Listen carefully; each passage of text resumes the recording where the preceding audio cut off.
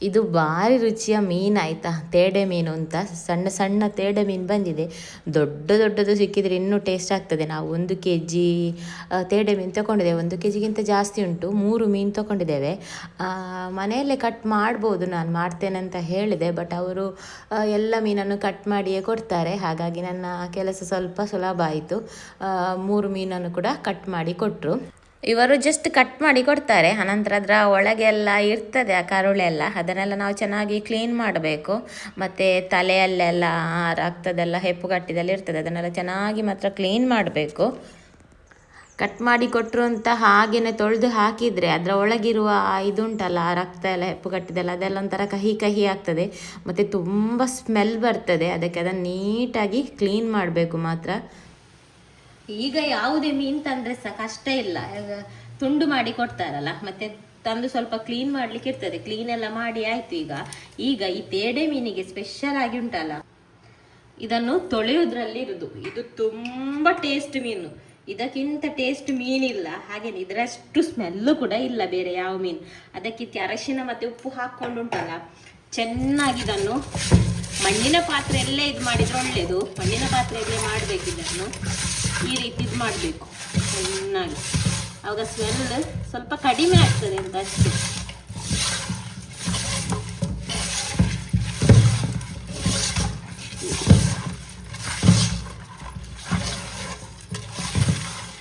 ಅದೋ ಸೈಜ್ ಇದರಲ್ಲಿ 3 ತೇಡೆ ಮೀನು ಉಂಟು.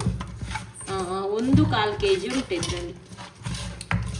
3 ಮೀನು 1/4 kg ಆಗಿದೆ. ಇನ್ನು ಇದನ್ನು ಚೆಂದ ಮಾಡಿ ಒಂದು 2-3 ಸಲ, ಆಲ್ರೆಡಿ ನಾನು 2 ಸಲ ತೊಳೆದಿದ್ದೇನೆ ಎಲ್ಲ ತೆಗೆದು. ಇನ್ನೊಂದು 3 ಸಲ ಇದನ್ನು ನೀರು ಹಾಕಿ ತೊಳಿಬೇಕು.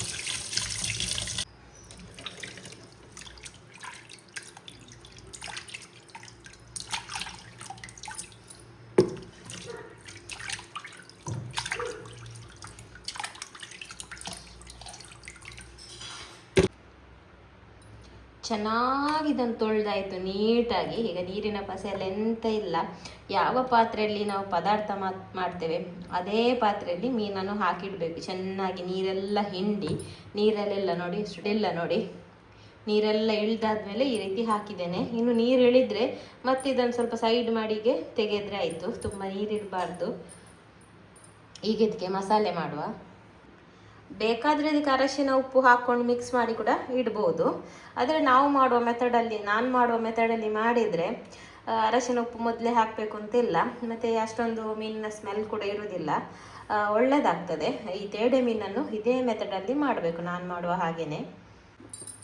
ಮಸಾಲೆಗೆ ಇಲ್ಲಿ ಒಂದು 20 ಮೆಣಸು ಹಾಕ್ತಾ ಇದ್ದೇನೆ. ಗ್ರೇವಿ ಸ್ವಲ್ಪ ಜಾಸ್ತಿ ಬೇಕು ಅಂತಿದ್ರೆ ಜಾಸ್ತಿ ಹಾಕಿದರೆ ಆಯ್ತು. ಈ ಮೆಣಸು ಕೂಡ ಖಾರ ಉಂಟು, ಅದಕ್ಕೆ ನಾನೊಂದು 20 ಮೆಣಸು ಹಾಕ್ತಾ ಇದ್ದೇನೆ. ಮತ್ತು ಖಡಕ್ ಖಾರ ಮಾಡುದು ಇದನ್ನು ಕಾಳು ಮೆಣಸಲ್ಲಿ. ಹಾಗಾಗಿ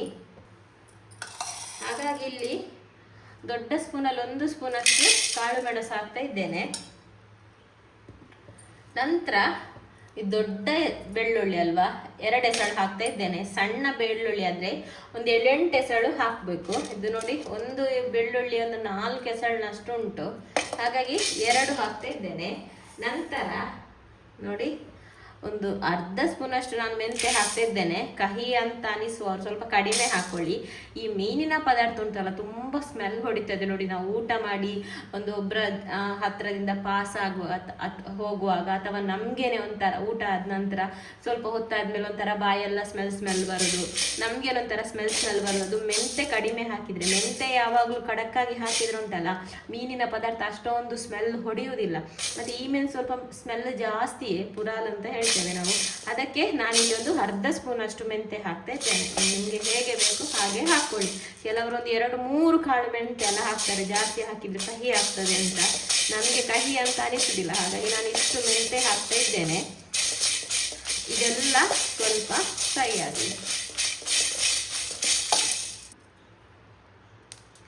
ಮೆಂತೆ ಫ್ರೈ ಆಯಿತು. ಮೆಂತೆ ಫ್ರೈ ಆದ ನಂತರ ಒಂದು 1/4 ಸ್ಪೂನಷ್ಟು ಸಾಸಿವೆ, ನಂತರ 2 ಸ್ಪೂನಷ್ಟು ಕೊತ್ತಂಬರಿ ಹಾಕ್ಕೊಂಡು, ಕೊತ್ತಂಬರಿ ಹಾಕಿದ್ಮೇಲೆ ಜಾಸ್ತಿ ಫ್ರೈ ಆಗಲಿಕ್ಕಿಲ್ಲ, ಸ್ವಲ್ಪ ಕೊತ್ತಂಬರಿ ಬಿಸಿ ಆದರೆ ಸಾಕು. ಅದರ ಮೊದಲು ನಾವು ಹಾಕಿದ ಮೆಂತೆ, ಕಾಳು ಮೆಣಸು, ಬೆಳ್ಳುಳ್ಳಿ ಎಲ್ಲವೂ ಚೆನ್ನಾಗಿ ಫ್ರೈ ಆಗಬೇಕು. ಮೆಣಸು ಕೂಡ ಇದು ಹಾಕ್ಕೊಂಡು ಜಸ್ಟ್ ಒಂದು ಮಿಕ್ಸ್ ಕೊಟ್ಟರೆ ಸಾಕು. ಬಾಣಲೆ ಬಿಸಿ ಇರ್ತದಲ್ಲ ಸಾಕು, ಇದು ಫ್ರೈ ಆಗ್ತದೆ. ನಾನು ಇದಕ್ಕೆ ಜೀರಿಗೆ ಹಾಕುವುದಿಲ್ಲ. ಸ್ಪೆಷಲಿ ತೇಡೆ ಮೀನಿಗೆ ಬೇಕಾದವರು ಒಂದು ಸ್ವಲ್ಪ ಜೀರಿಗೆ ಕೂಡ ಹಾಕ್ಬೋದು. ಜೀರಿಗೆ ಮೀನು ಸಾರಿಗೆ ಬೇಕು ಅಂತ ಇಲ್ಲ. ಇಲ್ಲಿ ಮೇನ್ ಇದಕ್ಕೆ ಮೆಂತೆ. ಇಲ್ಲಿ ಒಂದು ಅರ್ಧ ಸ್ಪೂನಷ್ಟು ಓಂ ಕಾಳು ಕೂಡ ಹಾಕಿದ್ದೇನೆ. ಅಲ್ಲಿ ಆ ಕ್ಲಿಪ್ ಮಿಸ್ ಆಗಿದೆ, ಹಾಗಾಗಿ ಓಂ ಕಾಳು ಕೂಡ ಒಂದು ಅರ್ಧ ಸ್ಪೂನಷ್ಟು ಸೇರಿಸಿ. ಈಗ ಗ್ರೈಂಡ್ ಮಾಡುವಾಗ ಸಣ್ಣ ಈರುಳ್ಳಿ, ಒಂದು ಈರುಳ್ಳಿ, ಅನಂತರ ಇಲ್ಲಿ ಫ್ರೈ ಮಾಡಿಟ್ಟಂತೆಲ್ಲ ಮಸಾಲೆ, ಹಾಗೆಯೇ ಎಲ್ಲ ಮೀನಿಗೆ ಹಾಕುವುದಕ್ಕಿಂತ ಸ್ವಲ್ಪ ಅರಶಿನ ಜಾಸ್ತಿ. ನಂತರ ಇದಕ್ಕೆ ಹುಳಿ ಒಂದಿಷ್ಟು ಹುಳಿಯನ್ನು ನಾನು ನೀರಲ್ಲಿ ಹಾಕಿಟ್ಟಿದ್ದೇನೆ. ಇದರಲ್ಲಿ ಕಸ ಎಲ್ಲ ಹೋಗುವ ಅಷ್ಟೊಂದು ಹುಳಿ ಸಿಗುವುದಿಲ್ಲ. ಒಂದಿಷ್ಟು ಹುಳಿ ಹಾಕಬೇಕಾಗ್ತದೆ ಅಷ್ಟು ಮೆಣಸಿಗೆ. ಮತ್ತು ಕೆಲವು ಹುಳಿ ತುಂಬ ಖಡಕ್ ಇರ್ತದೆ, ಹೊಸ ಹುಳಿ ಮತ್ತು ಹಳೆ ಹುಳಿ ಎಲ್ಲ ಬರ್ತದೆ. ನೋಡಿಕೊಂಡು ಹಾಕಿದರೆ ಆಯಿತು ಹುಳಿ. ಮತ್ತು ಇದಕ್ಕೆ ಸ್ವಲ್ಪ ಹುಳಿ ಜಾಸ್ತಿ ಆದರೂ ಏನಾಗೋದಿಲ್ಲ, ಒಳ್ಳೆಯದಾಗ್ತದೆ. ಹುಳಿ ಚಪ್ಪೆ ಆಗಬಾರ್ದು. ಕಸ ತುಂಬ ಉಂಟು, ಬೀಜ ಕಸ ಎಲ್ಲ ನೋಡಿ.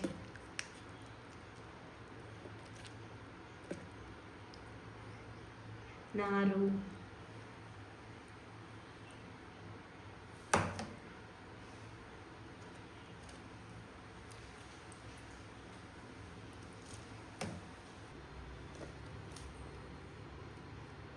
ಹುಳಿದೆ ಸ್ವಲ್ಪ ನೀರನ್ನು ಸ್ವಲ್ಪ ಜಾಸ್ತಿ ನೀರು ಸೇರಿಸಿ ಅದನ್ನೇ ಹಾಕ್ತಾ ಇದ್ದೇನೆ ಗ್ರೈಂಡ್ ಮಾಡಲಿಕ್ಕೆ. ನೀರು ಹಾಕ್ಕೊಂಡಿದ್ದನ್ನು ಚೆನ್ನಾಗಿ ಗ್ರೈಂಡ್ ಮಾಡಬೇಕು, ನೈಸ್ ಆಗಬೇಕು. ಮೆಣಸಿನ ಬೀಜ ಏನಿದೆ ನೋಡಿ ಅದು ಗ್ರೈಂಡ್ ಆಗಬೇಕು, ಒಳ್ಳೆ ನೈಸ್ ಆಗಬೇಕು. ಬೀಜ ಇರಬಾರ್ದು.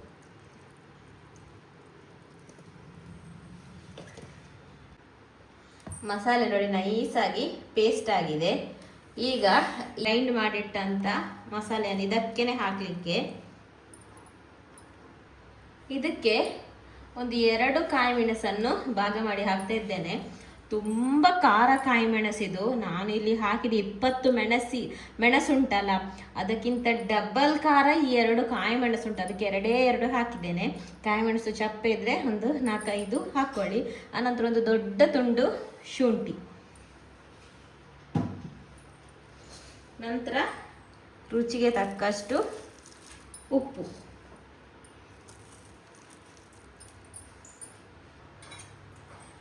ಇದನ್ನೊಮ್ಮೆ ಚೆನ್ನಾಗಿ ಮಿಕ್ಸ್ ಮಾಡಬೇಕು.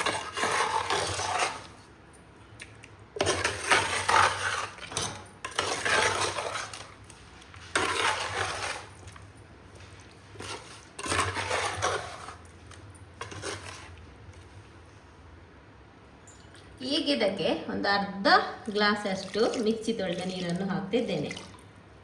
ತುಂಬ ತೆಳುವು ಮಾಡಲಿಕ್ಕೆ ಇಲ್ಲಿ ಸ್ವಲ್ಪ ದಪ್ಪವಾಗಿ ಮಾಡೋದು. ಅರ್ಧ ಗ್ಲಾಸ್ ಸಾಕಾಗ್ತದೆ. ನಂತರ ಮತ್ತೆ ಚೆನ್ನಾಗಿ ಒಮ್ಮೆ ಮಿಕ್ಸ್ ಮಾಡಬೇಕು. ಇದನ್ನು ಮಿಕ್ಸ್ ಮಾಡಿ ಬೇಕಾದರೆ ಒಂದು 5 ನಿಮಿಷ ಬಿಡ್ಬೋದು, ಅಥವಾ ತಕ್ಷಣ ಇದನ್ನು ಬೇಯಲಿಕ್ಕೆ ಇಡ್ಬೋದು.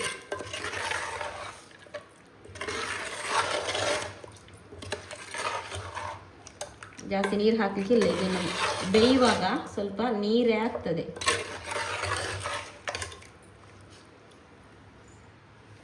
ಒಂದು 1/4 kg ಮೀನಿಗೆ 20 ಮೆಣಸು ಹಾಕಿದಂಥ ಮಸಾಲೆ ಕರೆಕ್ಟಾಗಿದೆ ನೋಡಿ. ಮಸಾಲೆ ಜಾಸ್ತಿ ಕೂಡ ಇಲ್ಲ, ಕಡಿಮೆ ಕೂಡ ಇಲ್ಲ. ಈಗ ಚೆನ್ನಾಗಿ ಮಿಕ್ಸ್ ಆಯಿತು. ಲೋ ಫ್ಲೇಮಲ್ಲಿ ಇದನ್ನು ಇಟ್ಟು ಬೇಯಲಿಕ್ಕೆ ಬಿಡುದು. ಲೋ ಫ್ಲೇಮಲ್ಲಿ ಇಡಲಿಕ್ಕೆ, ಯಾಕೆಂದರೆ ದಪ್ಪ ಉಂಟಲ್ಲ, ತುಂಬ ತಳ ಹಿಡಿತದೆ. ಒಮ್ಮೆಲೆ ಫಾಸ್ಟ್ ಇಡಲಿಕ್ಕಿಲ್ಲ. ಹಾಗೇನೆ ಇದು ಮಣ್ಣಿನ ಪಾತ್ರೆಯಲ್ಲಿ ಮಾಡೋದ್ರಿಂದ ಒಮ್ಮೆಲೆ ಹೈ ಫ್ಲೇಮಲ್ಲಿ ಇಡ್ಲಿಕ್ಕೆ ಆಗೋದಿಲ್ಲ. ಸ್ವಲ್ಪ ಲೋ ಫ್ಲೇಮಲ್ಲಿ ಇಟ್ಟು ಕುದಿಲಿಕ್ಕೆ ಶುರುವಾಗುವಾಗ ಮೀನು ಸ್ವಲ್ಪ ಬೇಯ್ತಾ ಬರುವಾಗ ನೀರು ಕೂಡ ಬಿಡ್ತದೆ. ಆಮೇಲೆ ಕೊನೆಗೆ ಸ್ವಲ್ಪ ಗ್ಯಾಸನ್ನು ಹೈ ಫ್ಲೇಮಲ್ಲಿ ಇಡ್ಬೋದು. ಹೀಗೆ ನಂದು 5-6 ನಿಮಿಷ ಲೋ ಫ್ಲೇಮಲ್ಲಿ ಇಟ್ಟು ಮತ್ತೆ ನೋಡುವ 5-6 ನಿಮಿಷದ ನಂತರ. ಸಣ್ಣಗೆ ಕುದಿಲಿಕ್ಕೆ ಶುರು ಆಯಿತು. ಸ್ವಲ್ಪ ನೀರು ಕೂಡ ಬಿಟ್ಟಿದೆ. ಈಗ ಹೈ ಫ್ಲೇಮಿಗೆ ಹಾಕಿ ನೋಡಿ, ಸ್ವಲ್ಪ ನೀರು ಬಿಡ್ತಾ ಉಂಟು. ಹೈ ಫ್ಲೇಮಿಗೆ ಹಾಕಿ ಈ ರೀತಿ ತಿರುಗಿಸಿದ್ರೆ ಆಯ್ತು ನೋಡಿ. ಆಗಕ್ಕಿಂತ ಈಗ ಸ್ವಲ್ಪ ನೀರು ಜಾಸ್ತಿ ಉಂಟು. ಈಗ ಬೇಕಾದರೆ ಇದನ್ನು ಹೈ ಫ್ಲೇಮಲ್ಲೇ ಕುದಿಸ್ಬೋದು. ಮೀನು ಬೇಯಲಿಲ್ಲ, ಇದು ಮೀನು ಬೇಯಲಿಕ್ಕೆ ಕೂಡ ಸ್ವಲ್ಪ ಲೇಟ್. ಬಾಕಿ ಮೀನಿಗಿಂತ ಸ್ವಲ್ಪ ಇದು ಲೇಟ್ ಬೇಯಲಿಕ್ಕೆ, ಸ್ವಲ್ಪ ಜಾಸ್ತಿ ಬೇಯಬೇಕು.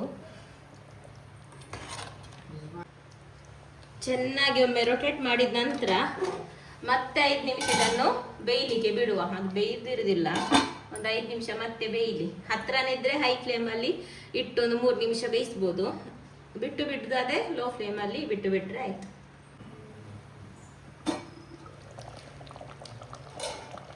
ಈಗ ಒಳ್ಳೆ ಕುದಿ ಬರ್ತಾ ಇದೆ, ಸಾಕು.